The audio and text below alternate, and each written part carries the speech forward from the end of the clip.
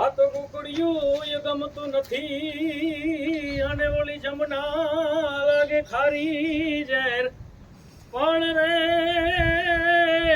એ મારા વાલા હારે જો ને વેર હારે રે તે તો સિદ્ધને કરાય શામળા એવા વાયા ને વાદળયો મટા એવા વાયા ને વાદળયો મટા એ હે ગોકુળમાં ટોપ્યા મોર મળવા આવો સુંદર વર સાંભળ્યા એ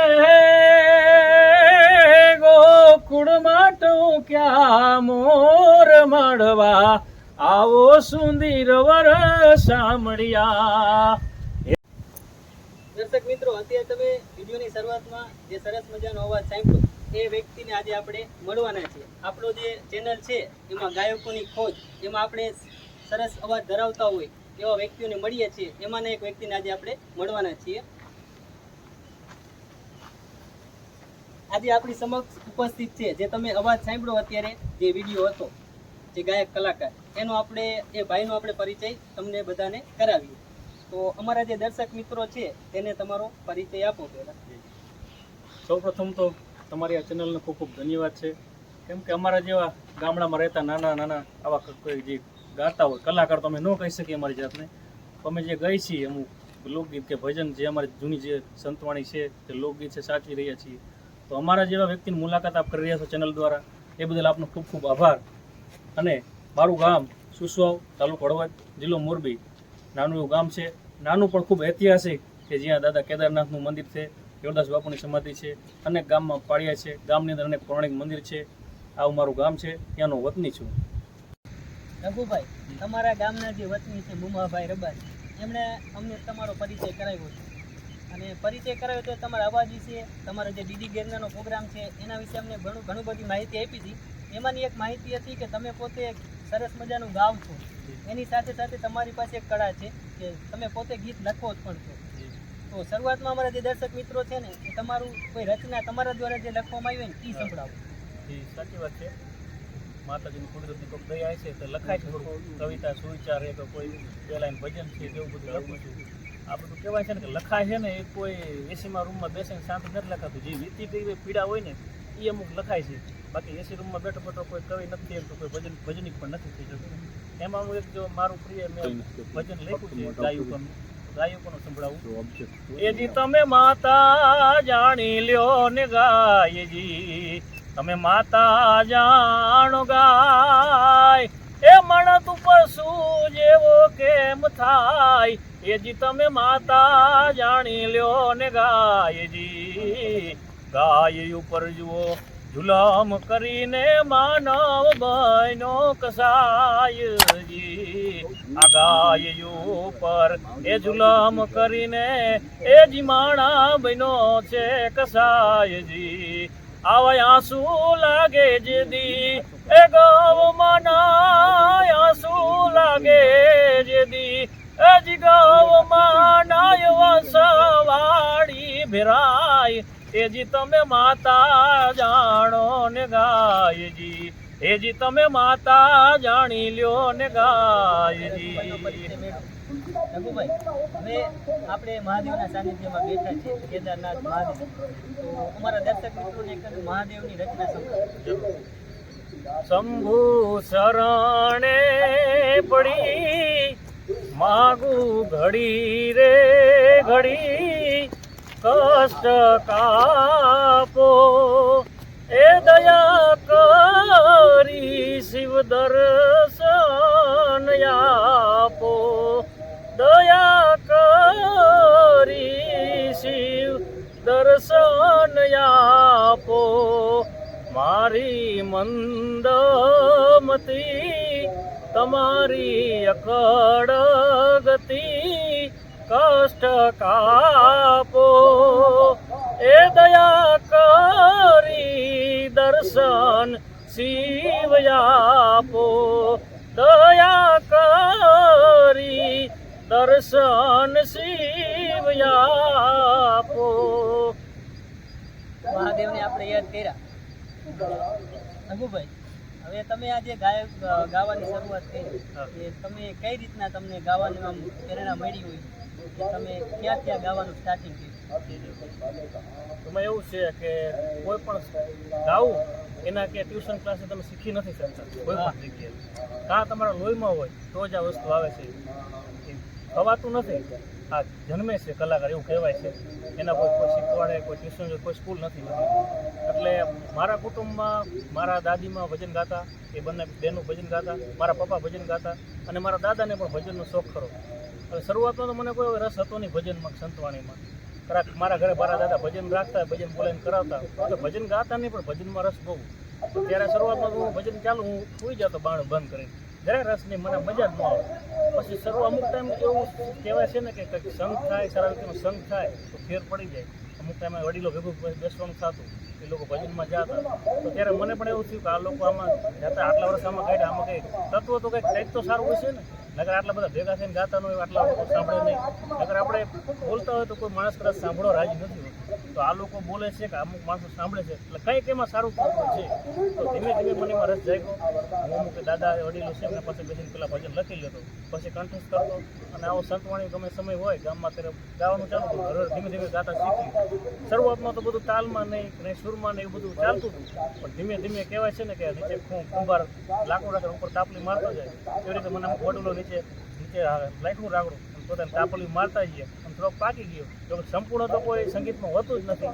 હું તો મારી જાતે જરાય માનતો નથી સંપૂર્ણ, પણ છતાંય હું કહું છું, અમુક લોકો મને સાંભળે છે, એ મારા માટે ભગવતીની કૃપા છે.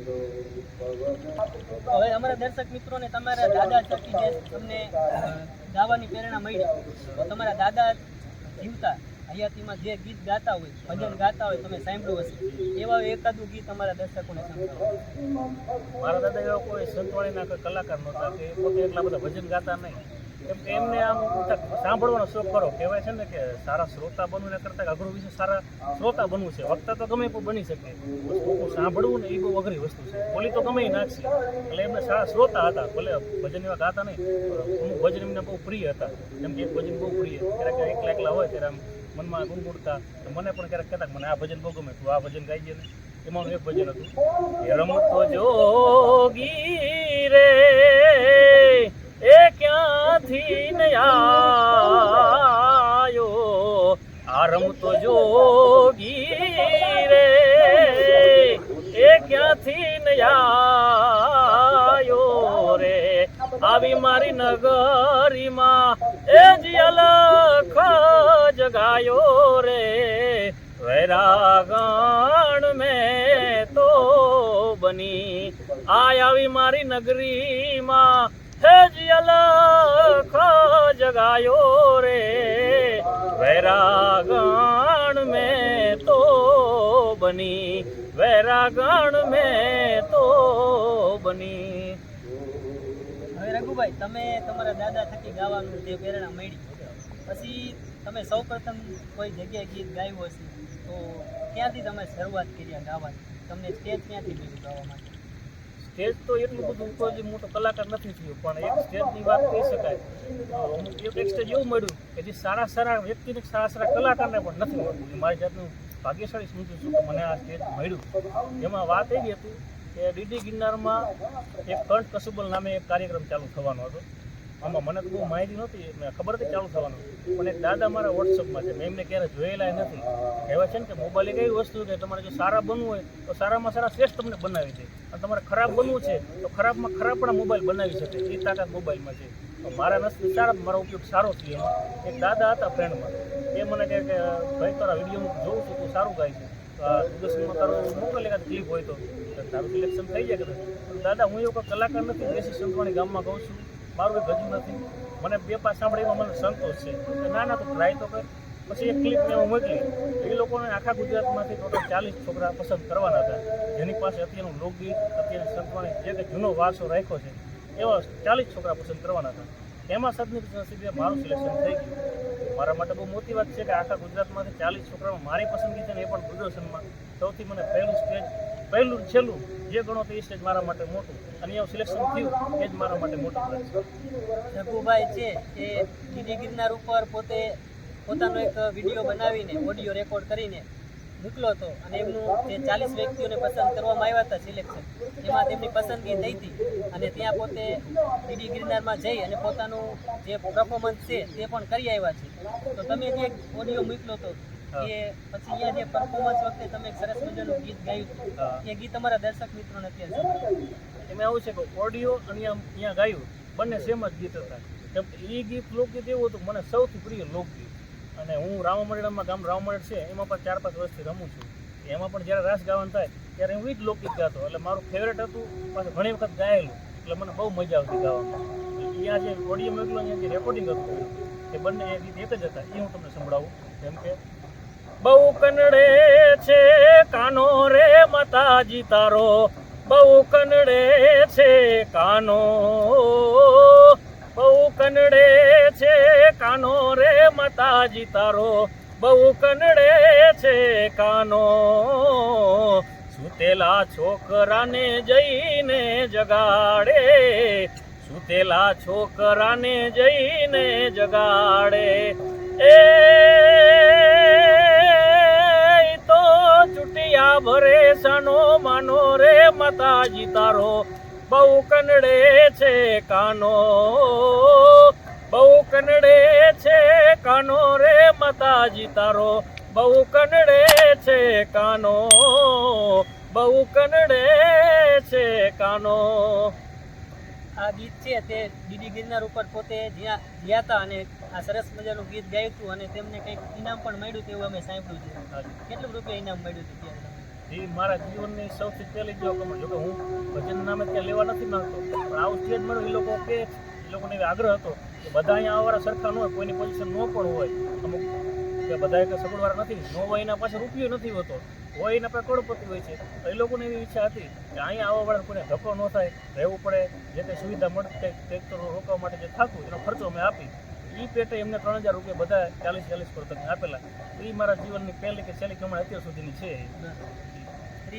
3000 રૂપિયા એમને મળ્યું હતું ઇનામ અને એમની પહેલી આ જે પોતાના ગીત અવાજ થકી જે કમાણી થઈ હતી. હવે તમે એક વચમાં વાત કરી કે તમે ગામનું જે રામા મંડળ છે એમાં પણ ગીત ગાવ છો કે કોઈ પાત્ર ભજવતા હોય એવું કંઈ તો અમારા દર્શક મિત્રોને જણાવો. એમાં અજમલ રાજાના પાત્ર છે, ગઢવીને એવા કોઈ ગાવાના પાત્ર મને વધારે, ગાવાનો શોખ વધારે, ગાવાના પાત્ર પણ વધારે હોય. એમાં ગઢવીના પાત્ર છે, એમાં દુવા છંદ આવતા હોય, તો એમાં એના મના દુવા છે, એ આ તો શક્તિ રૂપે માં શોભતી અને તારી શક્તિનો નહીં કોઈ પાર, એ મારી ભક્તિ રૂપે માં ભગવતી, હરે રે મારી વેલી કરજો ને વાર, મારી આકાશ પાતાળ તું ધરિયાંબર, નાગસુરા નર પાય નમે, એ દિગપાલ દિગંબર, આઠી ડુંગર સાથી સાયર તેન સમે, નવનાથ અને નર 64 નારી, હાથ પસારી તેમ હરી, એ રવરાય રવસીએ વકળ વસીએ ઈશ્વરી માં, વકળ વસીએ ઈશ્વરી માં, એ વકળ વસીએ ઈશ્વરી. હવે રઘુભાઈ, તમે રામા મંડળમાં પણ ગાવ છો, તમારા જે ગામના મંડળ છે મંડળ એમાં પણ તમે ગાવા જતા હશો, પણ ક્યારે તમને એવો કોઈ ક્યારે મોકો મળ્યો હોય કે તમે કોઈ લગ્ન પ્રસંગમાં હોય, અંગત હોય અથવા ગામમાં કોઈ મિત્રના લગ્ન હોય ત્યારે કોઈ અત્યારે હાલમાં જે દાંડિયા રાસના પ્રોગ્રામ ચાલતા હોય તો એવું તમને કોઈ ફરમાઈશ કરી હોય કે રઘુભાઈ તમે આવું એકાદું ગીત, લગ્ન પ્રસંગ છે, માહોલ જામ્યો છે, તો બધા ડંબાવાળા હાજર હોય ને તમને ગીત ગાવાનું કહે તો તમે ક્યારે એવું પોતાના મુખ્યથી ગીત ગાયું હોય દાંડિયા રાસને લગતું, તો એનો કોઈ પ્રસંગ હોય તો અમારા મિત્રોને જણાવો. એમાં હમણાંથી અમુક લોકોને ચાના, અમુક વ્યક્તિ મારા વ્યક્તિત્વ તરીકે ચા ના હોય, અમુક વ્યક્તિ મારા ગાવાના ચા હોય, એવા પણ હોય. વ્યક્તિત્વ ચા કેવા હોય કે રઘુ ગાય છે, એ આનો દીકરો છે એટલે સારું જ ગાતો હોય, એવી છાપ એક પ્રકારની, એવા માણસો મારા ચા છે. અને અમુક લોકો હું કહું છું કેમ કે આ સારું ગાય છે એવા ચા હોય છે. તો અમુક અમારા ગામમાં, બાજુના ગામમાં કોઈ નવરાત્રી હોય એવું બધું હોય ત્યારે અમુક લોકો મને બોલાવે કે ભાઈ તું ગા. અને હું એક સંતવાણીમાંથી ગાવા શીખું છું, એટલે મારું એક જાતનો ઈગો છે કે વલ્ગર નહીં ગાવાનું બને ત્યાં સુધી, સાચું લોકગીત ગાઓ, ગરબા ગાઓ, સાચું પીરસવાનું કે જેનો કંઈક ભાવાર્થ થતો હોય, જેમાંથી કંઈક શીખવા મળતું હોય, બીજાની મોજ ખાતર ગાવું એ મારો વિષય નથી. એટલે હું કદાચ લગ્નમાં ગાઉં કે ગરબામાં ગાઉં એક એનું મહત્વ જાળવી રાખવા માગું છું. કે હું ગરબામાં નવરાત્રિમાં ગરબા ગાતો એમાંનો એક ગરબો છે મારો પ્રિય ગરબો કે એ ઊંચા ઊંચા રે માડી તારા ડુંગરા રે લોલ, હે ઊંચા ઊંચા રે માડી તારા ડુંગરા રે લોલ, એ ડુંગર ઉપર બોલે ઝીણા મોર, એ ગરબે રમવા આવજો રે લોલ, એ ડુંગર ઉપર બોલે ઝીણા મોર, એ ગરબે રમવા આવજો રે લોલ, એ પેલો કાગળ રે પાવાગઢ મોકલો રે લોલ, એ પેલો કાગળ રે પાવાગઢ મોકલો રે લોલ, એ દેજો મારી મહાકાળીને હાથ, એ ગરબે રમવા આવજો રે લોલ, એ ગરબે રમવા આવજો રે લોલ. સરસ, ગરબા પણ તમે ગાઓ છો, સરસ છે. ક્યારેક મોકો મળે તો તમે દાંડિયા રાસના પ્રોગ્રામમાં પણ ગઈ શકો. હવે રઘુભાઈ, આપણે અત્યારે ઘણા બધા ગાયક કલાકારો હોય છે, ગાતા હોય છે, તો તમે ક્યારે એવો કોઈ વ્યક્તિ હોય ગાયક કે જેના અવાજ સાંભળી અને એના જેવું તમને ગાવાની ઈચ્છા થતી, પ્રેરણા મળતી હોય, એવો કોઈ આઈડિયલ હોય કલાકાર, તો એનો અમારા દર્શકોને પરિચય આપો. આઈડિયલમાં તો કીધું મેં સતવાણીમાંથી આવું છું. એટલે સૌથી પહેલાં તો હાવ જૂના કહી તો કે કાનદાસ બાપુ થઈ ગયા, તેમનો હું ચાહ કરું, કેમ કે મારા જન્મ પહેલાં તો એ લોકો નિધન પણ થઈ ગયું તેમનું. બીજા લક્ષ્મણ બાપા બારોડ છે, હમણાં જે સ્વર્ગ સિદ્ધ આવ્યા. અને હાલનો જો કોઈ એવો યુવાન કહી તો કહી શકું તો એ બીજું બારોડ છે, કે જેને જોઈને એમ થાય કે આ વ્યક્તિ સારું ગાશીને જેવું ગાઈ શકું તો બસ. એકાદું તમારા જે ફેવરિટ કલાકાર છે, આઈડિયલ કલાકાર, એનું ગીત તમારા મિત્રોને, દર્શક મિત્રોને જણાવો. જી, સંભળાવો. બીજું બારોડ છે જેમ કે એનું પ્રિય એક લોકગીત છે, હે સૈયર મોરી રે ચાંદાને પસવાડે, એ હુરજ કેદી ઉગશે રે લોલ, એ હુરજ કેદી ઉગશે રે લોલ, હે સૈયર મોરી રે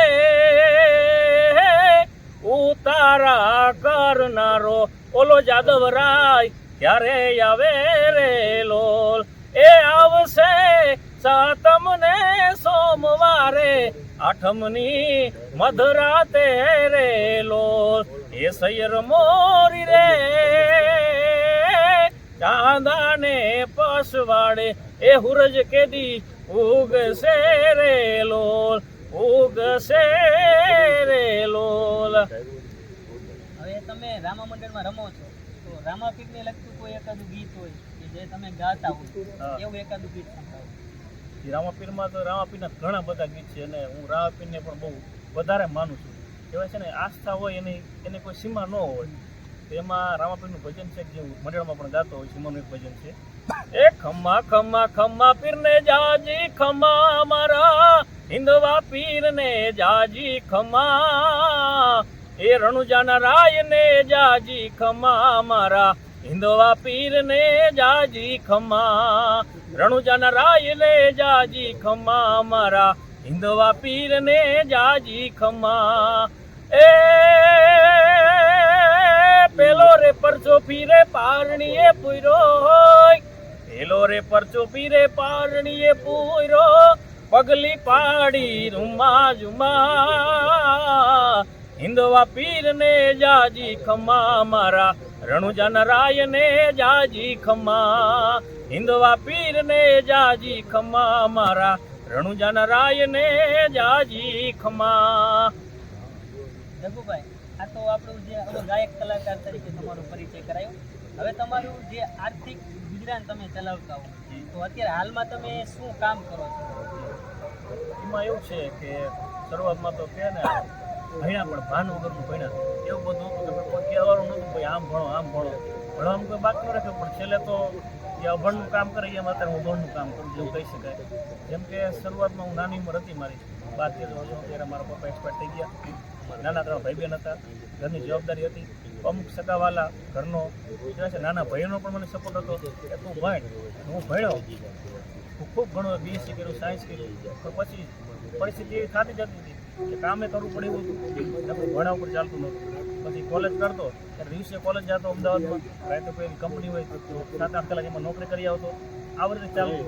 પછી અમુક ટાઈમે પછી હળવદમાં નોકરી કરી, સર ભણવા ચાલુ રાખ્યું. પણ આમાં એવું થયું કે હું નોકરી સરખી રીતે કરી શક્યો કે ન સરખી રીતે ભણી શક્યો, બંને બાજુથી રહી ગયું. એટલે હાલમાં એક કારખાનામાં કામ કરું છું, અહીંયા અમારે ઓળખીતા છે એમાં. એટલે હાલમાં એવું ગુજરાન ચલાવું છું. બાકી પરિસ્થિતિમાં તકલીફ બધાને આવતી જ હોય, મારે નવીન તકલીફ આવી એવી કોઈ નથી, બધાને તકલીફ પડતી જ હોય છે. બાકી 3 ટાઈમ ખાવા મળે અને માથે દેણું ન હોય એટલે આપણે સુખી જ કહેવાય. બાકી કરોડપતિને સુખ નથી હોતું, સંતોષ એ જ મોટું સુખ છે, હું તો એમાં માનું છું. તકલીફ બધાને આવતી હોય છે, મારા માટે આમ ફાયદો એવું પણ નથી. કુદરત ભૂકો ઉઠાડે ખરો પણ ઉડાવતો નથી. હવે અમે એવું પણ સાંભળ્યું છે કે તમે શિક્ષક તરીકે પણ જોબ કરતા હતા, તો કઈ જગ્યાએ કરતા અને ત્યાં શું વિષય ભણાવતા? એક શિક્ષક તરીકે મેં તમને કીધું ને, કોલેજ ચાલુ હતી અને ટ્યુટર તરીકે કામ કરતો. હળવદની આપણે મંગલમ સ્કૂલ છે એમાં ટ્યુટર તરીકે કામ કરતો. 1.5 વર્ષ જેવું મેં કામ કર્યું. ગણિત ઉપર હું વિષય ઉપર હું ટ્યુટર હતો ત્યાં. ગણિત એક શિક્ષક તરીકે પણ તેમણે ફરજ નિભાવેલી છે અને હાલ એક કારખાનામાં કામ કરી અને પોતાના પરિવારનું ગુજરાન તે ચલાવી રહ્યા છે. પણ એમને કુદરત તરફથી એક વિશેષ શક્તિ મળેલી છે. જો એમને કોઈ સારો એવો પ્લેટફોર્મ મળે તો કદાચ ભવિષ્યમાં એક આપણને ગુજરાતની ધરતી ઉપર એક સારો ગાયક કલાકાર મળી શકે છે. એટલે આજનો આપણો વિડીયો છે જે ગાયકોની ખોજ, એમાં આપણે રઘુભાઈને મળ્યા, રઘુભાઈનો અવાજને રજૂ કર્યો આપણે, અને સરસ મજાનો અવાજ છે. તો અમે તો આ અમારું જે કામ હતું આ તમારા સમક્ષ વિડીયો થકી એ રઘુભાઈને લાવવાનું. હવે તમારે એક સરસ મજાનું રઘુભાઈ માટે કામ કરવાનું છે કે આ વિડીયોને તમે વધુ લોકો સુધી શેર કરજો, વિડીયોને લાઈક કરજો, અને આવા જે વિડીયો છે જે અમને નવા ગાયકોની ખોજ માટે પ્રેરણા મળે એટલા માટે અમારી ચેનલને સબસ્ક્રાઈબ કરજો, અને રઘુભાઈનો અવાજ છે એના વિશે તમારી કોમેન્ટ કરી એમનો ઉત્સાહ વધારજો. રઘુભાઈ, તો અમારા જે દર્શક મિત્રો છે એને એક સરસ મજાનું એકાદું ગીત તમે હવે સંભળાવી દો, પછી આપણે વિડીયોને પૂર્ણ કરીએ. મારું પ્રિય ભજન એક છે જેવું શરૂઆતમાં ગાતા શીખ્યું, અને મારા પપ્પાને એક ભજન પ્રિય હતું કે ગાજુ એ લોકો જીવા નથી પણ એવું જીવી ગયા છે. એમને જે છોડ વાવીને ગયા હતા ને ઘટાદાર વૃક્ષ થઈ ગયું, એનો જે છાંયો છે ને એ છાયામાં અમે જીવી. અમારી કોઈ એવી તાકાત નથી કે આ જીવન પાર પાડી શકીએ. અમારા પપ્પા એવું જીવન જીવી ગયા છે ને એટલે એના લીધે અમારું જીવન જીવાય છે. એમનું પ્રિય ભજન હતું એ, આજ મારી મેના રે એ બોલે રે ગઢને કાંગ રે રે, મારી મેના રે એ બોલે રે ગઢને કાંગ રે રે, એ કાયાના કુડા રે ભરોસા દેહના જૂઠા રે, હે દિલાસા આજ મારી મેના રે એ બોલે રે ગઢને કાંગ રે રે, મારી મેના રે એ બોલે રે ગઢને કાંગ રે કાંગ રે કાંગ રે રે. રઘુભાઈ, અમે મહાદેવને એવી પ્રાર્થના કરી અમારી ચેનલના પરિવાર વતી કે તમને જેમ ડીડી ગિરનારમાં ગાવાનો એક મોકો મળ્યો હતો એવો અમારા વિડીયો થકી કોઈ સારો એવો પ્રોગ્રામ મળે અથવા સારું એવું સ્ટેજ મળે એવી અમે મહાદેવની આજે પ્રાર્થના કરી આપણે આ વિડીયોને પૂર્ણ કરીએ. હર હર મહાદેવ.